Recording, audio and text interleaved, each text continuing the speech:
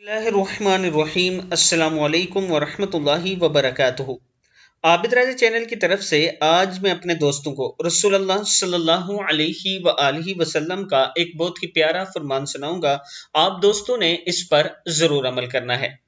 نبی اکرم صلی اللہ علیہ وآلہ وسلم نے ارشاد فرمایا کہ جب تم اپنے بستر پر لیٹنے آؤ تو اس طرح وضو کرو جس طرح نماز کے لیے کرتے ہو، پھر داہنی کروٹ پر لیٹ کر یوں کہو: اللہم اسلمت نفسی الیک وفوضت امری الیک ووجہت وجہی الیک والجأت ظہری الیک رہبۃ ورہبۃ الیک لا ملجأ ولا منجا منک الا الیک آمنت بکتابک الذی انزلت وبنبیک الذی ارسلت۔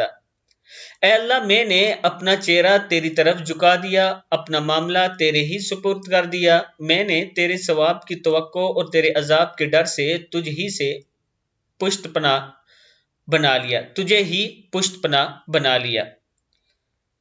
تیرے سوا کہیں پناہ اور نجات کی جگہ نہیں۔ اے اللہ، جو کتاب تو نے نازل کی میں اس پر ایمان لایا، جو نبی تو نے بھیجا میں اس پر ایمان لایا۔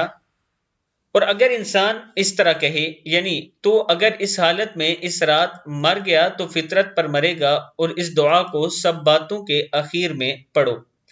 یعنی کہا جا رہا ہے کہ اگر آپ یہ دعا پڑھیں اور اس حالت میں مر گئے تو فطرت پر مریں گے، اور اس دعا کو سب باتوں کے اخیر میں پڑھو۔ صحیح بخاری کی حدیث ہے۔